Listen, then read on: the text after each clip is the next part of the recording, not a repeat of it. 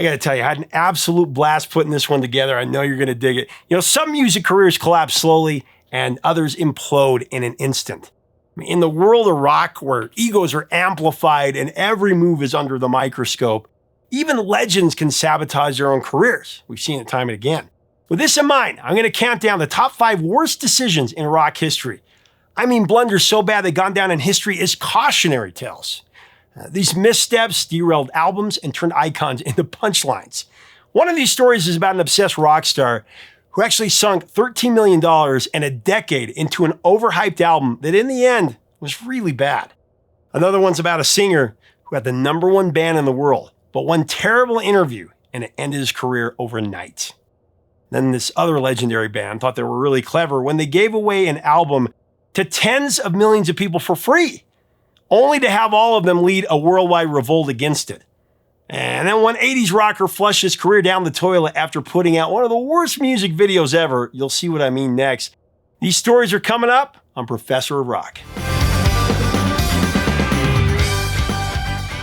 Hey music junkies, Professor of Rock always here to celebrate the greatest artists and the greatest songs of all time. You know, if you wish MTV would go back to playing actual music like they used to, you're going to dig this channel of deep musical nostalgia. Make sure to subscribe below right now, click the white button, and click the notification bell so you know when our stuff comes out. Also, check us out at professorofrock.com. Sign up there for exclusives and live streams. And hey, the POR podcast is live now. You can listen to Apple or Spotify or anywhere you get your podcast. Make sure to give us a 5-star review and subscribe there. All right, today we are going to count down the top 5 worst decisions in rock history. Specifically, bands and artists who sabotaged themselves and blew up their careers in a really bad way, sometimes on purpose, sometimes by accident. Believe me, there are a lot to choose from here, but I think you're going to agree with the 5 standouts as some of the most jaw-dropping misfires ever. You're going to be asking, the hell were they thinking? This one's going to be good. Let's dive into it. Okay, kicking off the countdown, I do want to start with an honorable mention that just missed my top 5. It's the band that taught us to mind our mental health and how to bang our heads, talking about Quiet Riot.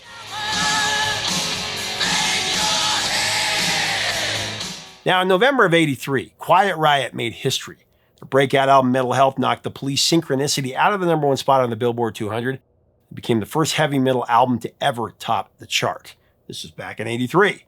With over 6 million albums sold in the US and more than 10 million worldwide, Quiet Riot was poised to rule rock in the '80s. They were positioned. But that exalted position, it didn't last very long. Just months after their breakthrough, the rock community began to turn on them. Some critics dismissed Quiet Riot as a lucky bar band that stumbled into the spotlight, but the real damage, that came from within, not the critics.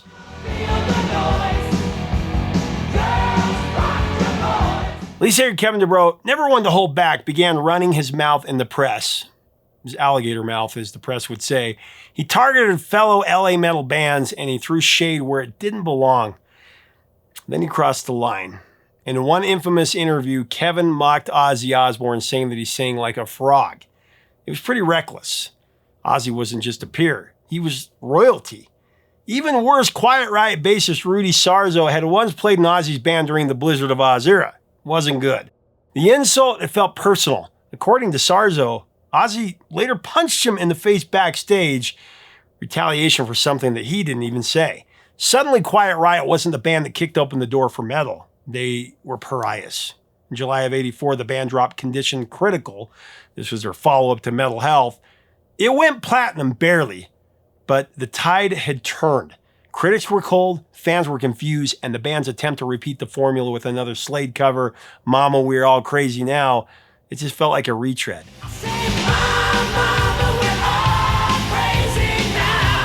Kevin didn't help the matter. He doubled down. He claimed that most of LA's metal bands owed their success to Quiet Riot. At one point, he even compared his band to the Beatles. Ozzy sings like a frog, and the Beatles being compared anyway. By 1986, the momentum was clearly gone. Their next album barely cracked the top 40. Kevin claimed the industry had turned on them out of spite. But you know what? The truth is, his bandmates were pissed. His antics and his ego had become a liability. And in February of '87, the band fired him. He'd built Quiet Riot, but he'd also pulled it down with him. I mean, it was a full-on collapse. It took less than 4 years for the band to go from trailblazers, who had a chance to be one of the biggest bands out there, to has-beens and completely off the map. Very sad.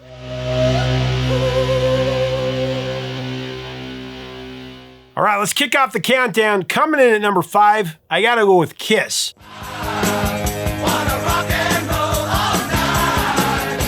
In 1983, after a decade of pyrotechnics, platform boots, and painted faces, this band made one of the most ill-advised image changes in rock history. They took off their makeup. Now, for a band built on spectacle and larger-than-life personas, it was a seismic shift for sure. Gene Simmons and Paul Stanley had always understood the power of image. The face paint wasn't just stage wear, it was the band's identity. But by the early 80s, the mask was slipping. Album sales were sagging and the fan base was shrinking. Drummer Peter Criss had left in 1980 and he was replaced by Eric Carr. Then Ace Frehley, he went about 2 years after that, and Vinnie Vincent stepped in. And their last few albums, Unmasked, music from The Elder, and Creatures of the Night, they underperformed, especially in the US. Critics dismissed them as out of touch, and fans weren't sure who Kiss even was anymore. So on September 18th, 1983, with MTV raging, in a now legendary moment, Kiss appeared barefaced on MTV to promote their new album, Lick It Up. Welcome, you guys. This is amazing. Whoa. It was the first time most fans had seen the band without their iconic war paint.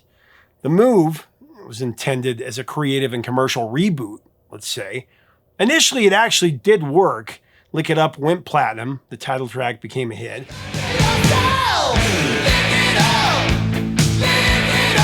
And the unmasking stirred up major media interest. It became a story. But honestly, it just felt wrong. I mean, the mystique was suddenly just gone. And suddenly Kiss was just another hard rock band with big hair and leather jackets.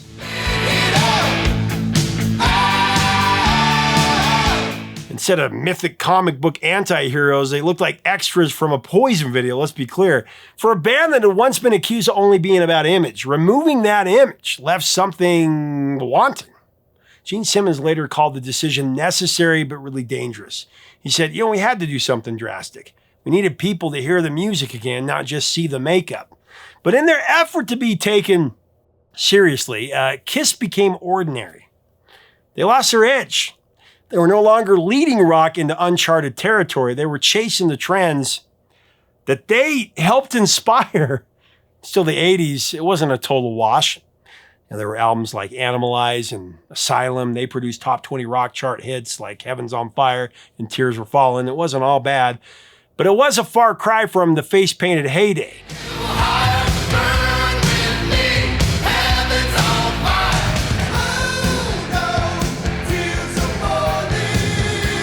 1989's Hot in the Shade did give them a late career top 10 hit with Forever. But creatively, many fans saw this as a watered down version of the band. They called it Kiss Light. Kids used to imagine what Kiss looked like behind the paint, and now they knew what it looked like. The mystery was gone. It was over.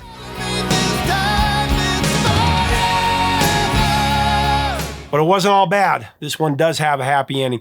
In the 90s, grunge had wiped out most of the glam metal scene that Kiss had joined or remade. The band's momentum slowed there, but nostalgia was rising for them. The 70s became cool again, and in 96, Gene and Paul did the unthinkable. Actually reunited the original lineup, makeup and all, for their Alive worldwide tour. The reveal came at the Grammy Awards when Tupac introduced the original Kiss in full makeup. The crowd went insane. Shock the people. The tour was a juggernaut. It grossed over $143 million and became the highest grossing tour of 1996. Wow, really cool. Kiss reestablished themselves as rock icons, not relics. Felt like a long-awaited homecoming. Kiss had taken off the makeup in hopes of staying relevant, but putting it back on, it made them immortal. All right, next up at number 4, I've got Guns N' Roses and the overhyped and underdelivered Chinese Democracy LP. In the late 80s, into the early 90s, Guns N' Roses were napalming the airwaves. Seriously. Their 1987 debut, Appetite for Destruction, it made history, fueled by raw, unfiltered chaos. Songs like Welcome to the Jungle and Paradise City and Sweet Child of Mine. It became the best-selling debut album of all time. It made rock and roll dangerous once again. Sold 30 million copies worldwide. Welcome to the jungle. Whoa, sweet child of mine. Then in 1988, they followed it up with GNR Lies, a half-acoustic, half-live EP that gave fans patience and showed that they could slow it down with the best of them. Great song. Lies went multi-platinum, and it served as kind of a palate cleanser between Appetite and Use Your Illusion. Just a little patience. Use Your Illusion 1 and 2 dropped on the same day in 91. Monumental day in rock. It was bloated, but at times brilliant. Both records showed ambition on a Queen-level scale. But it also marked the start of the end.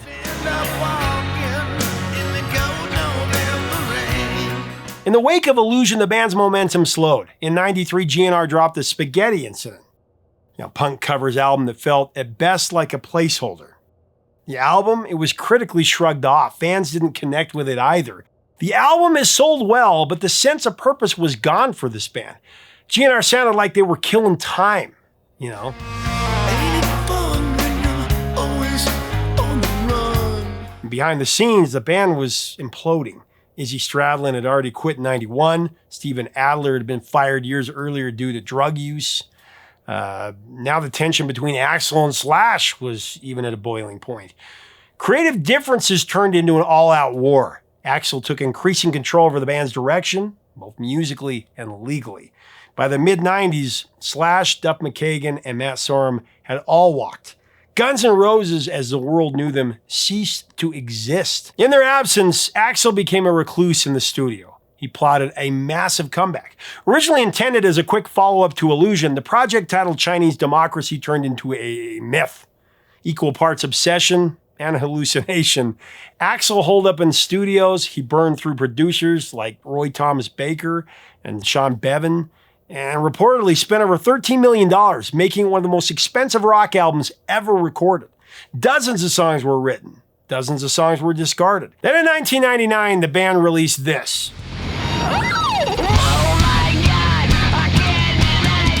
From the End of Days soundtrack, a harsh industrial tinged track. It shocked fans, expecting a return to guitar-driven rock. The single landed with more of a thud, though. But it did offer a glimpse into Axl's new vision. A mashup of 9 Inch Nails, textures, and guitar fireworks from the mass virtuoso Buckethead, who literally wore a KFC bucket on his head and constructed a chicken coop in the studio to enhance the creative process. Think Brian Wilson with the sandbox. Queen's Brian May, he was even recruited to contribute to this album. He played guitar on Catcher in the Rye, but his work would ultimately be scrapped.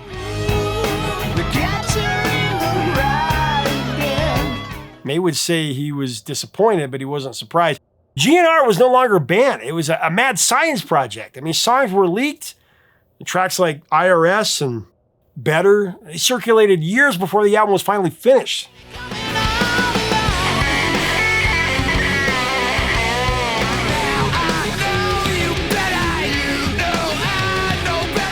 Meanwhile, the former members of GNR had moved on to other projects, sadly. Notably, in 2002, Slash formed Velvet Revolver with Duff McKagan and Scott Weiland, scoring a Grammy for Slither and releasing 2 successful albums. Actually, we should cover Velvet Revolver. Let me know if you'd like to see that.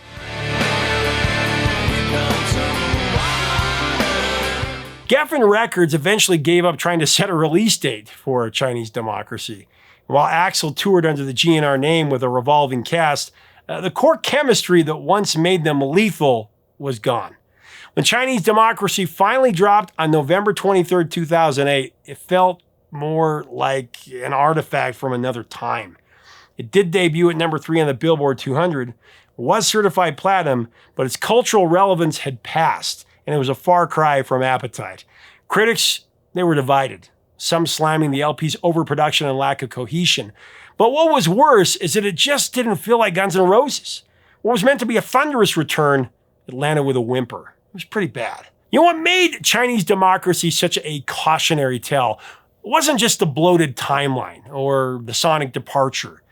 It was the idea that a band could survive without chemistry, and we know that's not true. Axl wanted perfection, but what he lost was the alchemy of 5 misfits bringing it in the studio together. I mean, GNR had started with spit and gasoline, but by 2008, it was all sparks and no fire.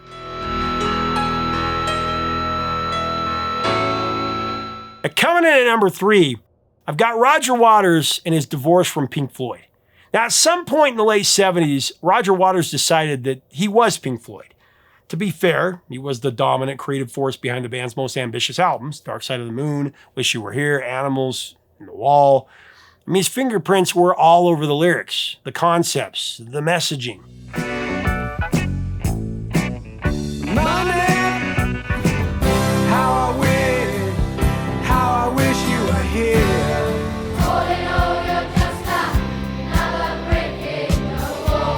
But Roger Waters seemed to forget the guitar sound of one David Gilmour. That was the heart of Pink Floyd, not to mention his haunting voice behind many of their grandest songs. Now, of course, Roger Waters' brilliance lay in his conceptual vision, no question. But David Gilmour brought earth-shattering emotion and seismic sonic depth through his guitar and his vocal. Rick Wright, he contributed rich sonic textures, and Nick Mason's drumming gave the band atmosphere and space. You can't downplay it.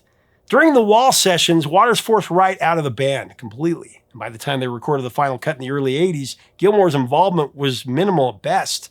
Waters even told Mason he didn't deserve credit because he was just the drummer. The final cut, that was essentially a Roger Waters solo project. Released in 1983, the final cut felt like a coda. It seemed to announce that the band was unraveling.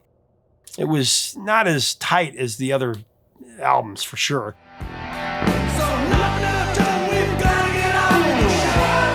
After that, Gilmour went solo with About Face, and Mason collaborated with Rick Fenn on Profiles, and Waters released The Pros and Cons of Hitchhiking. But all these solo projects were really lacking when compared to what Pink Floyd had produced in the 70s, let's be honest. And then came the tipping point. In December of 1985, Waters formally announced that he was leaving Pink Floyd. But he didn't just stop there. He declared the band was finished. He told their label, managers, and the press that Pink Floyd was a spent force creatively. And then he filed legal documents to prevent Gilmour and Mason from using the name, since Rick Wright was already gone. He believed that continuing without him would cheapen the legacy. And of course, he said he was Pink Floyd. But what he failed to realize, or he couldn't accept, was that Pink Floyd was much bigger than him. Gilmour disagreed with Waters' assessment. He wasn't ready to abandon a band that he had helped shape. Along with Mason and eventually Rick Wright, he chose to press on. The legal battle played out publicly, with Waters accusing them of fraud and forgery. But in the court of public opinion, which is the one that matters most, Waters came off as bitter, like a man trying to take his ball and go home. While Gilmour and Mason seemed like they were just trying to keep the music alive and keep sparking creatively. So they got to work. Producer Bob Ezrin returned to help craft a new Pink Floyd album, and Rick Wright rejoined. Now, not as a full member yet, but as a hired hand. The project went through multiple conceptual starts and stops before finally landing on a more straightforward approach. The result was a brilliant album, Momentary Lapse of Reason. Released in September of '87, critics claimed it wasn't as thematically tight as the Waters-era albums, but it had melody, it had ambition, and many fans embraced it, including me. The album featured 3 singles, Learning to Fly, On the Turning Away, and One Slip.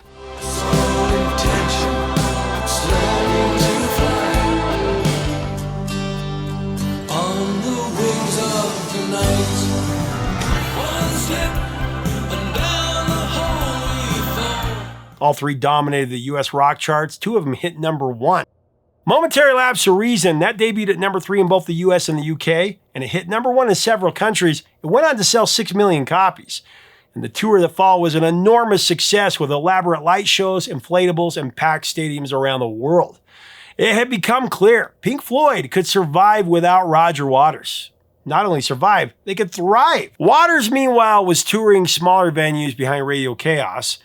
Of course, an ambitious concept album. It had moments of brilliance, let's be clear, but it failed to connect with audiences in the same way. Waters was adamant in the press that the post-Waters Floyd was illegitimate. Fans, they just wanted Pink Floyd. And then in 1994, Pink Floyd released The Division Bell. Riot was back as a full member, and the album sold millions. And it went to #1 in the middle of grunge. It was followed up by another record-breaking world tour, grossed over $250 million. Meanwhile, Roger Waters remained critical and largely on the sidelines. Looking beyond the embers of bridges glowing behind us. His lawsuit against the band eventually settled. He was out of court, but not before costing him goodwill with fans. And a lot of valuable time, let's be honest. Roger Waters basically told the other band members they were nothing without him. He was Pink Floyd. He was the vision. David Gilmour and co., they more than proved him wrong. I mean, there's no denying that Roger Waters, he's very important. His songwriting helped define Pink Floyd's most powerful works. But in the 80s, ego clouded his vision. Thought he could control the legacy. Instead, he nearly erased himself from it. Pink Floyd didn't just go on without him. They excelled, let's be clear.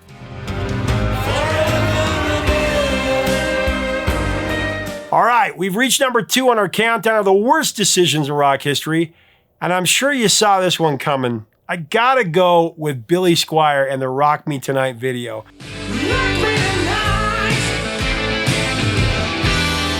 Yeah, in the early 80s, Billy Squier, he was riding high. After grinding out for years in lesser-known bands, he finally broke through with his sophomore LP, 1981's Don't Say No. Powered by mainstream rock hits like The Stroke and In the Dark, Don't Say No went 3 times platinum. And Billy Squier became a fixture on rock radio and MTV. He was really on pace to become one of the great icons of his time. Great rock star.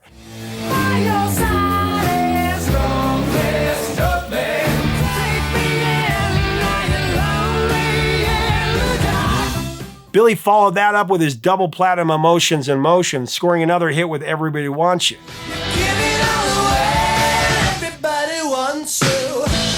And so far, so good. By 1984, Billy was headlining arenas and charting hits across multiple formats. And then, just like that, everything changed. That year, Billy Squier released his 4th album, Signs of Life. Its lead single, a good one, Rock Me Tonight, that was already climbing the charts, destined to become his highest charting hit, actually. But what happened next not only derailed his career, it destroyed his legacy. The Rock Me Tonight music video. Now, this was directed by Kenny Ortega. The Rock Me Tonight video, it was meant to show a more playful side of Billy Squier. But in hindsight, it was a really bad idea.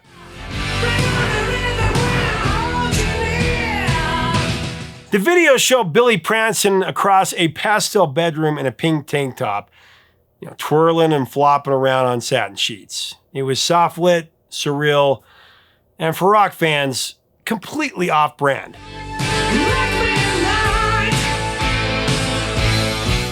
The confident guitar-slinging arena rocker had gotten in touch with his softer side for sure, but the fallout was immediate.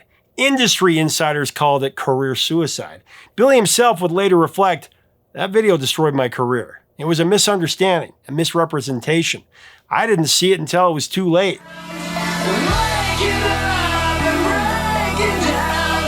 Now, what made the collapse more painful was how little control Squire had over the video. He fought to have his guitarist included, to shoot performance footage, to make something that matched the tone of the song. But the label, I guess, overruled him. Billy watched in horror as it all went sideways. As he told Rolling Stone in 2012, it was just completely wrong. It didn't match the song. I looked at it and thought, what the hell happened here?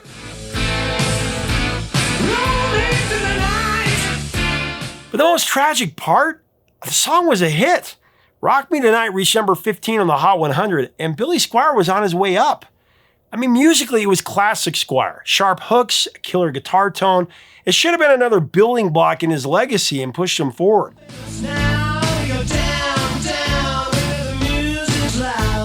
The damage, though, wasn't just to his image. It hit the bottom line.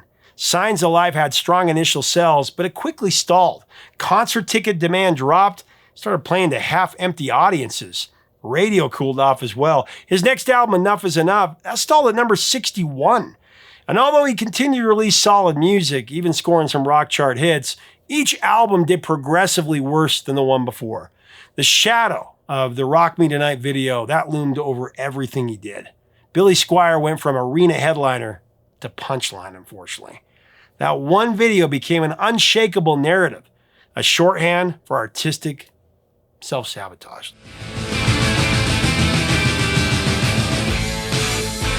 All right, number one. By 2014, U2 should have had nothing left to prove. I mean, they were stadium rock gods. They were rock and roll Hall of Famers with a discography that stretched across generations. Classic rock standards. From the earnest bombast award to the sweeping majesty of the Joshua Tree to their iconic 90s reinvention on Achtung Baby and Pop, U2 had evolved and endured like few other bands.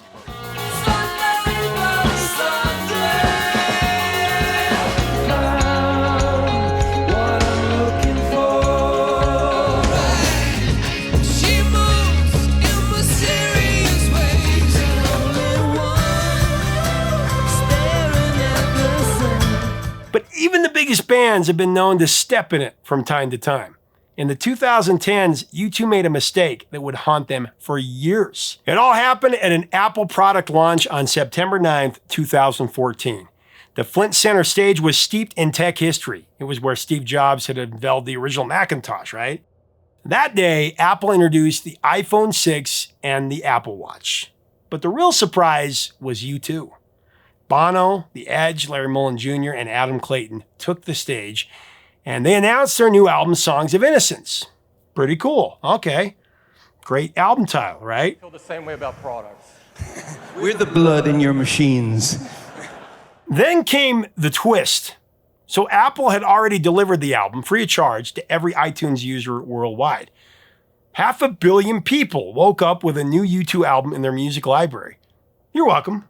Throughout the day in your iTunes music library, all you have to do is click. I mean, at first glance, it looked like innovation. Free music, a free album, a global gift, 500 million sales overnight. An opportunity that any artist would have given their right arm for. I mean, Bono called it punk rock, and The Edge described it as disruptive. But the reaction was the exact opposite. It was swift and really quite ugly. Critics called it invasive. The Washington Post called it dystopian junk mail. Suddenly, U2 didn't look like rebels anymore. The band that started out as indie darlings were now the establishment. And the problem wasn't the album. It was the delivery. Users couldn't easily delete it. Apple had to create a special removal tool after widespread backlash. U2's manager brushed it off, saying, if someone doesn't like the gift, they should delete it. But fans weren't just annoyed. They felt digitally violated. Is that a thing? And in an era when music discovery is deeply personal, the forced download felt like a breach of trust. Bono later reflected, and I quote, we got carried away with ourselves. I guess we got a little noisy to get through all the noise. But the damage was done. The uproar eclipsed the music. Songs of Innocence might have been the most widely distributed album in history. 500 million overnight. It might also be the most unwanted album of all time. Produced by Danger Mouse, Songs of Innocence issued 3 singles: The Miracle of Joey Ramone, Every Breaking Wave, and Song for Someone. Unsurprisingly, all 3 failed to chart in the US and the UK.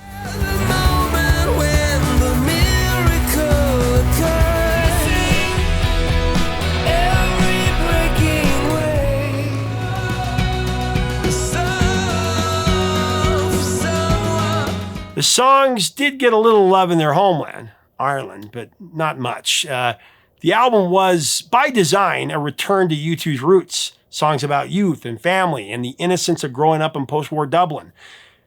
And we want it to be, but none of that mattered. The medium had swallowed the message. What was intended as a generous gesture came off as an arrogant corporate intrusion. I mean, for a band that built its legacy on emotional connection, it was a shockingly disconnected move. Even I thought it was a little strange.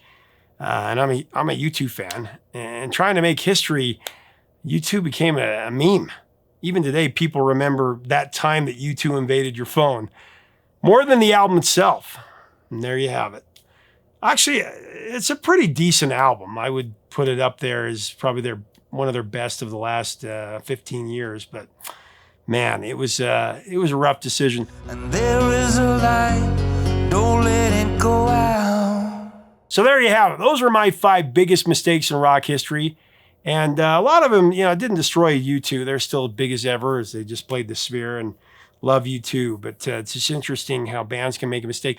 What do you think about this? What do you think were the worst decisions ever in rock history? Let's have a great discussion below. What are your memories of these moments? Where were you? What were you doing? What did you think about it? It's always fun to have a different kind of conversation. Let's have that below. If you like our content, we invite you to subscribe below. We'd love to have you as part of our community. Until next time, 3 chords and the truth, my friends.